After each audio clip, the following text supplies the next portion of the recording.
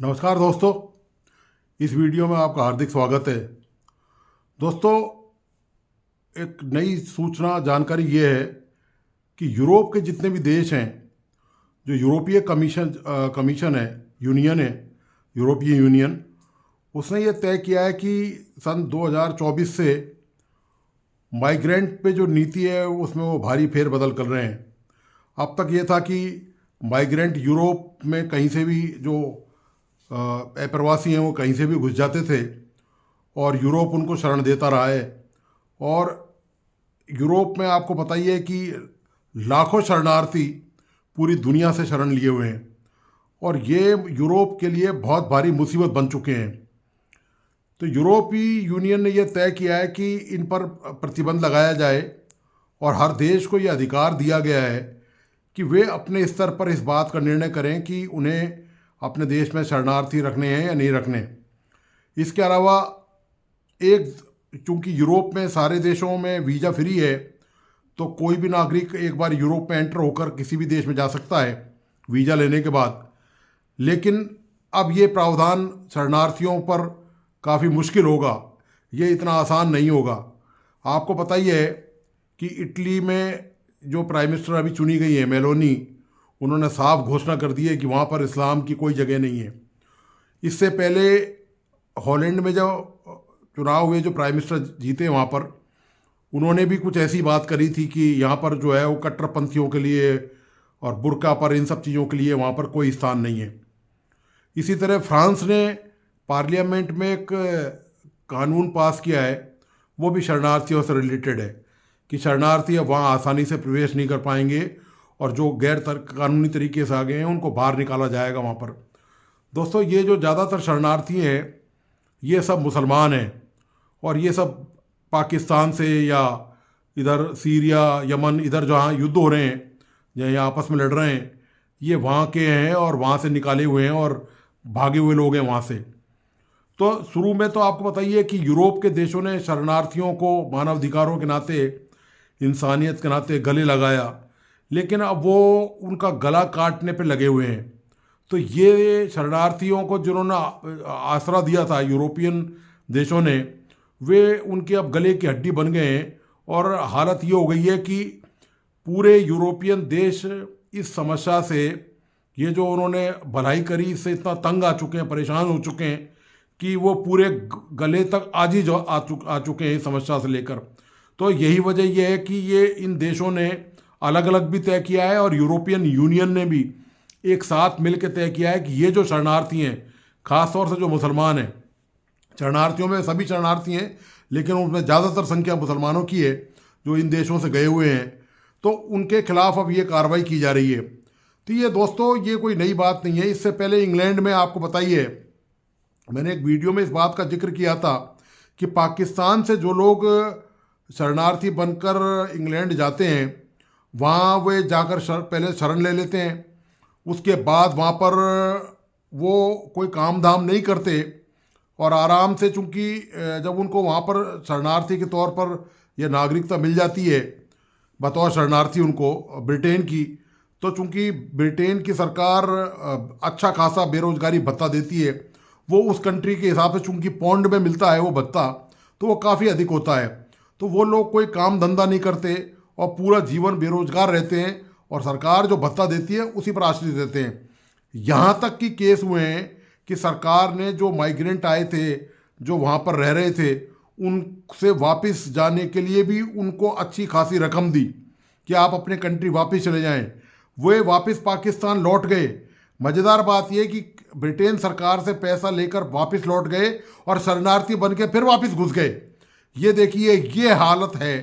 तो ऐसे में यूरोपियन कंट्रियों का ये जो उदारवादी जो रुख है या मानवतावादी जो रुख है, निश्चित तौर पर अब उसमें ये बदलाव आता जा रहा है। इटली का मैं यदि जिक्र करूं तो इटली में अभी प्रधानमंत्री जो है मेलोनी, उन्होंने बहुत ही कड़ा और सख्त रवैया अपनाया है। उस रवैया अपनाने की वजह भी बताता चलूँ साथ साथ आपको कि इटली सरकार ने केवल 50 मस्जिदों को अलाउ किया था। वैधानिक तौर पर, कानूनी तौर पर भी 50 मस्जिदों में आप जाकर नमाज पढ़ सकते हैं, वहाँ रह सकते हैं, अपनी धार्मिक रस्म और रिवाज वहाँ पर पूरी कर सकते हैं। इसके विपरीत दोस्तों, वहाँ पर गैर कानूनी तौर पर उन्होंने 1100 से अधिक मस्जिद बना लिए। ये हालत है। इससे पहले आपको पता ही है कि जो फ्रांस में शरणार्थियों ने उत्पात मचाया था, कितना भारी तोड़फोड़ दंगे फसाद किए थे शरणार्थियों ने, वे सब ज़्यादातर मुसलमान थे, मुस्लिम थे ज़्यादातर। और ये हालत वहाँ पर दूसरे देशों की भी है, ये केवल फ्रांस नहीं बाकी दूसरे देशों की भी है। आपने देखा होगा पिछले दिनों हमास और इजराइल की जंग को लेकर हमास के समर्थन में लाखों लोगों ने अमेरिका में समर्थन किया, और ब्रिटेन में भी इसी तरह, और यूरोप के कई देशों में हजारों लाखों लोगों ने समर्थन किया हमास जैसे आतंकवादी संगठन का। तो ये दोस्तों दरअसल ये जो लोकतांत्रिक देश हैं, ये बड़े उदार देश हैं, और ये बड़े मानवाधिकारों की रक्षा करने वाले देश हैं। तो इन्होंने इस मामले में पहले सख्त कायदे कानून नहीं बना रखे थे। अभिव्यक्ति की आज़ादी इनके यहाँ ज़बरदस्त तरीके से है, सभी को अधिकार है अभी अपनी, लेकिन अब वो आज़ादी जो है वो अभिव्यक्ति की वो इनके गले पड़ गई है, और उसका वो दुरुपयोग आपको इस रूप में नज़र आया कि लाखों लोगों ने सड़कों पर उतरकर और हमास का समर्थन किया। दोस्तों, समस्या का जो मूल जड़ है वो ये है कि जब भी मुसलमान इन देशों में जाते हैं शरणार्थी बनकर, तो जाते तो वो शरण लेने के लिए, वहाँ पर उनकी सरकार, वो जो सरकार जहाँ भी जाते हैं, चाहे वो इटली हो, नीदरलैंड हो, या जो और भी जो दूसरे कंट्री हैं, फ्रांस है, जर्मनी है, जहाँ भी ये जाते हैं, वहाँ जाते तो पहले ये भिखमंगे एकदम भिखारी बन के जाते हैं, तो सरकार दया खाकर इनको वहाँ रखती है। और जब ये वहाँ पर रहने लग जाते हैं, सरकार इनको सारी सुविधाएं देती है। जब इनको वहाँ पर अधिकार दिए जाते हैं, इनको शिक्षा का अधिकार होता है, इनको पढ़ाई लिखाई का अधिकार है, मतलब सरकार अपने नागरिकों के साथ साथ ही इनसे बराबर का व्यवहार करती है, इनको बराबर का अधिकार देती है। अब होता यह है कि कुछ दिनों जब ये रहते हैं वहाँ पर, तो इनका वही इस्लाम जो है वो फोबिया जोर मारने लगता है, और ये वहाँ पर उन देशों के कानून को फॉलो करने के बजाय, मतलब फ्रांस का कानून है या जर्मनी का कानून है या इटली का कानून है, उन कानूनों का मानने के बजाय ये वहाँ वही हरकतें करने लग जाते हैं जो आपको पता ही है कि अवैध मस्जिद बना ली, अवैध इस तरह के जलसे करेंगे, वहाँ के जो कायदे कानूनी मानेंगे, अपराधों में वहाँ लिप्त हो जाएंगे, चोरी चकारी करना, ये करना, इस तरह की गतिविधियों में वहाँ शामिल हो जाते हैं। तो ये वहाँ के जो स्थानीय निवासी हैं उन देशों के, उनके लिए ये बहुत ज़बरदस्त सिरदर्द बन चुके हैं। और ये सिरदर्द केवल यही नहीं है, मैंने आपको पहले भी एक वीडियो में निवेदन किया था कि ईरान और सऊदी अरब की जेलों में 90% जो भिखारी हैं वो पाकिस्तानी हैं। मतलब ये हाल है कि वहाँ ये जाते हैं हज के नाम पर या दूसरे यात्रा के नाम पर जाते हैं, और वहाँ जाकर ये भीख मांगने लग जाते हैं। तो सऊदी अरब जैसा, और ये जबकि ये तो दोनों जो देश हैं ये तो आपको बताइए इस्लामिक देश हैं, सऊदी अरब भी और ईरान भी, लेकिन ये भी इनसे इतने तंग आ गए हैं कि इन्होंने भी इनसे निजात पा ली है। और यही वजह है कि ख़ास तौर से मैं पाकिस्तान का जिक्र करूं कि पाकिस्तान को कोई भी कंट्री उसके नागरिकों को, वहाँ के देश के लोगों को आसानी से वीज़ा देने के लिए तैयार नहीं है। यूरोपियन यूनियन के देश, अमेरिका, इंग्लैंड, इनकी तो मैं बात ही नहीं कर रहा। जो खाड़ी देश हैं, जो मुस्लिम देश हैं, कतर हुआ, ओमान हुआ, सऊदी अरेबिया हुआ, आपके यूएई हुआ, ईरान हुआ, ये देश भी इनसे तंग आए हुए हैं। तो इस तरह की ये इनकी जो हरकतें हैं उसकी वजह यही है कि ये जगह जगह से जो है अब इनका खदेड़ने का नंबर आ रहा है। इन्होंने दरअसल वहाँ के कानून का, उस देश का सम्मान नहीं किया, वहाँ की जो तौर तरीके हैं उसमें ये अपने आप को ढाल नहीं सके, और ये वही कट्टरपंथी मानसिकता, वही रिजिड, वही 1400 साल पुरानी, 1200 साल पुरानी वही मानसिकता, मेंटलिटी इनके दिलो दिमाग पर हावी है। और ये वहाँ कहते हैं कि हम तो यहाँ पर इस्लाम धर्म का प्रचार करेंगे, यहाँ पर इस्लाम का राज्य लाएंगे। ये आप इनकी हालत है, ये हालत देखिए आप कि जिन्होंने शरण दिया अब जिस थाली में खाएंगे और उसी में वो छेद करेंगे, मतलब कोई कानून उस देश का नहीं मानेंगे और सरासर वहाँ की कानून की अवहेलना करेंगे और मनमर्जी करेंगे वहाँ पर। मतलब जहाँ जहाँ ये जाते हैं वहाँ ये अराजकता फैलाते हैं, और अनुशासनहीनता तो लगता है इनके ब्लड में शामिल है, रक्त में शामिल है। तो ये अब हालत नौबत आ चुकी है कि यूरोप से मुसलमान खदेड़े जा रहे हैं। मैं बात भारत की नहीं कर रहा, भारत में यदि इनके साथ कुछ भी हो जाए, आप ये देखिए यूरोप की सरकार, यूरोपीय यूनियन इटली, फ्रांस, जर्मनी, ये सारी कवायद कर रहे हैं। आप कल्पना कीजिए, मान लीजिए भारत में ये काम हो कि यहाँ से शरणार्थियों को इस तरह से खदेड़ा जाएगा, बाहर निकाला जाएगा, तो सोच के देखिए देश में कितना बड़ा हंगामा खड़ा हो जाए, कितने पैरोकार और हितैषी इनके यहाँ पैदा हो जाएंगे। भले ही देश को ये चाट रहे हो, खा रहे हो, है ना, नुकसान पहुंचा रहे हो, उसकी परवाह यहाँ किसी को नहीं होगी, लेकिन राजनीतिक दल इनके समर्थन में तत्काल खड़े हो जाएंगे। इसका उदाहरण का जम्मू कश्मीर में धारा 370 है। कैसे राजनीतिक दल, आपको पता है, नौ आंसू रो रहे थे कि किस तरह उनको ऐसा लग रहा था ओह कितना भारी उनका नुकसान हो गया है धारा 370 हटाने से। और जबकि सुप्रीम कोर्ट का फैसला था, सुप्रीम कोर्ट ने फैसले में मोहर लगाई, लेकिन इनका दुख दर्द, इतना नाटकबाजी, इतना स्वांग, इतना प्रपंच यहाँ पर होता है, सिर्फ वोट बैंक की खातिर होता है। तो ये तमाम हालत हैं। तो दोस्तों, ये जो बदलाव यदि इन लोगों ने ये निश्चित तौर पर मान के चलें, या अच्छा खासा विकास का दरवाज़ा खुला हुआ था, खुद को विकसित करने का, साबित करने का मौका था, खुद की योग्यता को प्रूव करने का मौका था, लेकिन इनको ये मौके मुझे लगता है नहीं चाहिए। और ये वही उनकी वो पुरातनपंथी सोच, वही कट्टरपंथी सोच, वही मारकूट हिंसा वाली सोच है। तो इसी सोच का ये परिणाम है कि यूरोप इनसे पूरा परेशान हो चुका है, उधर ब्रिटेन भी इनसे पूरा परेशान है, अमेरिका इनसे पहले ही परेशान है। तो तमाम मुल्क दुनिया के जितने भी हैं वो इनसे अब आज ही जा चुके हैं, गले तक भर चुके हैं। तो अब उन्होंने ये तय किया है कि इनके खिलाफ एक तो अब नए शरणार्थी आसानी से नहीं आ पाएंगे, और जो शरणार्थी रह रहे हैं उनके खिलाफ भी सख्त कार्रवाई ये देश करने की तैयारी में है।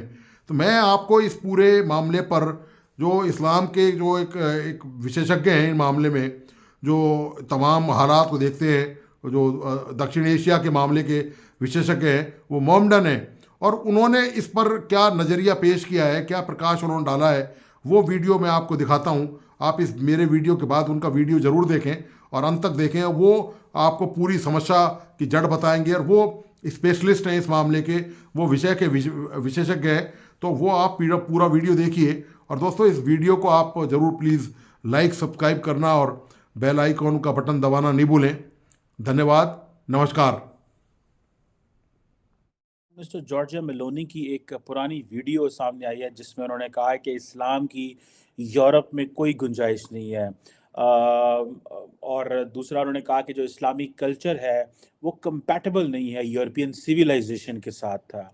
ये बड़े सीरियस इम्पॉर्टेंट टॉपिक है, और इस हवाले से मैं बात करना चाह रहा हूँ। जॉर्जिया मेलोनी जो है वो आपको पता है बड़ी प्राइम मिनिस्टर मोदी की बड़ी को पसंद करती हैं, इन अ सेंस के she has declared many times उनकी जो स्टेटमेंट्स हैं उस हवाले से। और हाल ही में हम देख रहे थे कि इटली के अंदर जो है मुसलमानों की जो मसाजिद हैं उनको बंद करने के कोई कवानीन भी आ रहे हैं।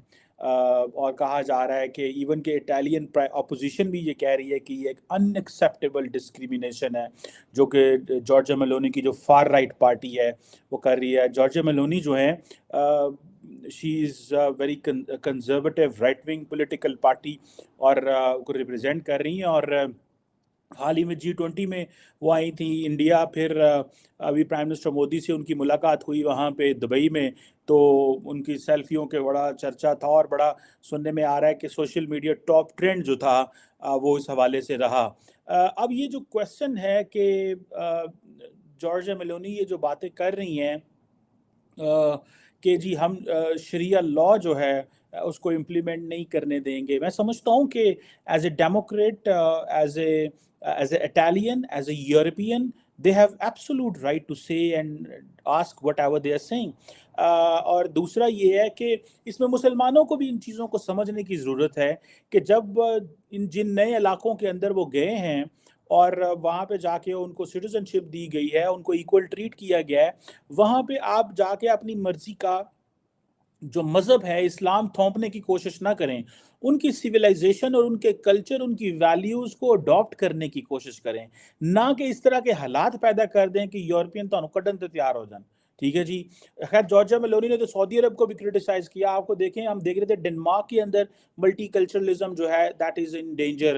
आपको पता है हॉलैंड के अंदर हमने देखा है कि वहाँ पे एक फार राइट प्राइम मिनिस्टर आ गया और उन्होंने कहा कि ये जो घर हैं इनमें ये नहीं रह सकते।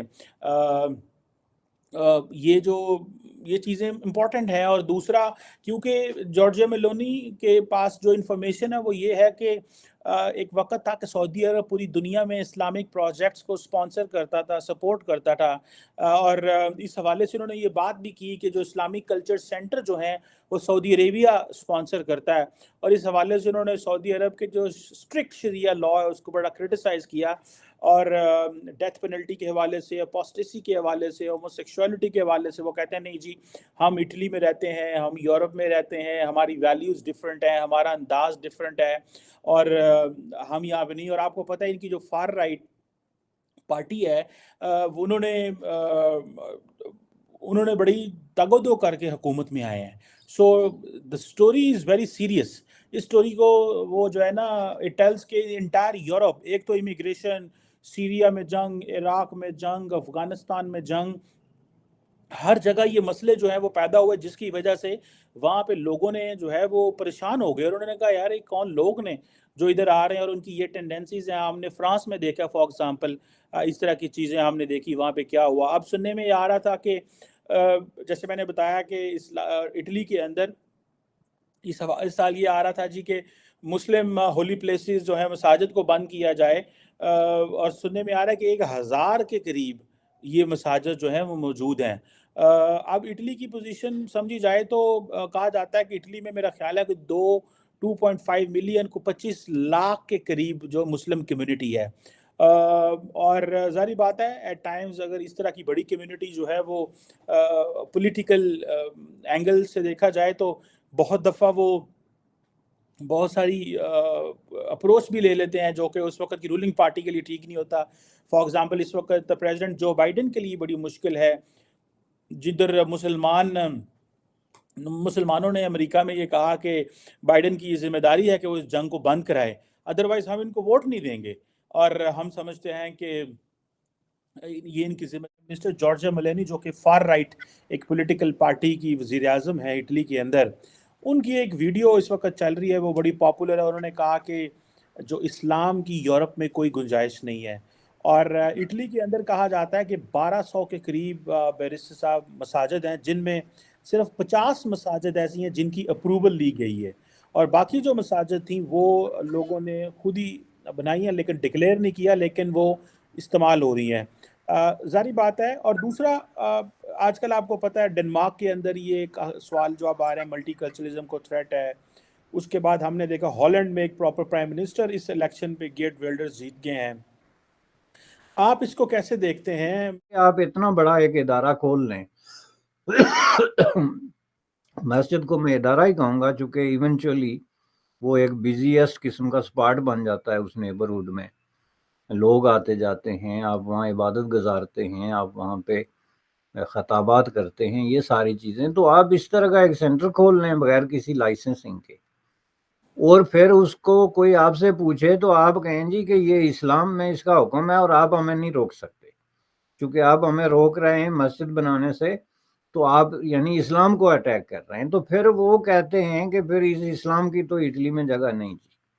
और ये एक चीज़ पे नहीं है, आप देखें आज ही एक केस वहाँ पे कोर्ट हुआ है, जो जज ने डिसीजन दिया है एक पेरेंट के खिलाफ जिन्होंने अपनी बच्ची को ज़बरदस्ती ले जा रहे थे शादी कराने के लिए पंजाब के किसी देहात में, और उसने नहीं माना तो उसको कत्ल कर दिया। तो ये इस तरह की चीज़ें ज़ाहिर है अखबारात में आती हैं, तो उसको वहाँ पे पेश किया जाता है कि ये इस्लाम की वजह से है। चूँकि हमारे लोगों को अपने साथ इस्लाम लगाने में बड़ा लुत्फ़ आता है, बेशक इस्लाम पे अमल करें या ना करें।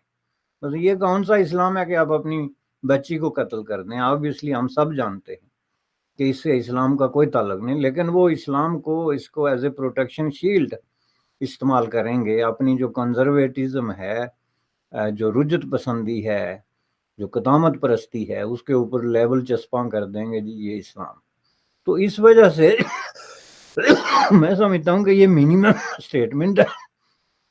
जिस तरह की हरकत और सकनात हमारे लोग वेस्ट में कर रहे हैं, उसका रिएक्शन कुछ भी हो सकता है, क्योंकि ये लोग भी तो इंसान है ना। अब ये कोई फरिश्ते तो नहीं कि आप जो मर्जी करते जाएं और आप ये समझें कि ये कुछ इसका रिएक्ट नहीं करेंगे। आप इमिग्रेशन भी ज़बरदस्ती ले लें, अपनी मर्जी की दुकानें भी खोल लें, अपनी मर्जी के जो है वो इबादत खाने भी खोल लें और रेगुलेशन में भी ना आए, तो ये चुप रहें, तो ये एक सोचने की बात है। और इटली भी जो है वो एक सेकुलर कंट्री है, रिकग्नाइज किस्म की, उसके अंदर भी जो है वो रिलीजियस फ्रीडम है। लेकिन आप रिलीजियस फ्रीडम के नाम पे आप जो लॉज हैं, कानून हैं, वो जो ज़ाब्ते हैं, उनकी खिलाफ वर्जी नहीं कर सकते। और अगर आप करेंगे तो उसका रद्द अमल यही होगा, कहीं वो रेसिज्म की शक्ल में आएगा, कहीं रिलीजियस कॉन्फ्लिक्ट की शक्ल में आएगा। ये मेरे ख्याल में बड़ी क्लियर सी बात है। बिल्कुल सही कहा आपने बिरस साहब कि ये इस तरह के फिर रिएक्शंस आते हैं और फिर उन रिएक्शंस को वो हम उन रिएक्शंस को स्टडी करते ज़रूर करते हैं, लेकिन वो क्यों रिएक्शन कर रही हैं यूरोपियन कम्युनिटीज़ और उनके क्यों क्या मसले हैं 70s 80s से जो उन्होंने एम्ब्रेस किया है मुस्लिम्स को। मैं समझता हूँ कि ये उनके कल्चर्स की वैल्यूज़ की रिस्पेक्ट करना, उनके साथ कोएग्जिस्ट करना ही जस्टिस होगा, ना कि वहाँ पे आप जाके पैरेलल स्ट्रक्चर खड़ा कर लें और कहें कि इसी यूरोप को फतह करना है। तो अब आप यूरोप बिलोंग्स टू अस और कनाडा बिलोंग्स टू अस और ये बरतानिया अब हमारा है। जो भी वहाँ पे मुरवजा कवानीन है उनकी रिस्पेक्ट करना ही हमें इस्लाम भी ये सिखाता है, ग्लोबल वैल्यूज़ भी ये सिखाती हैं। और जिस मुल्क ने आपको पहचान दी हो, आइडेंटिटी दी हो, उनके ऑनर करनी चाहिए।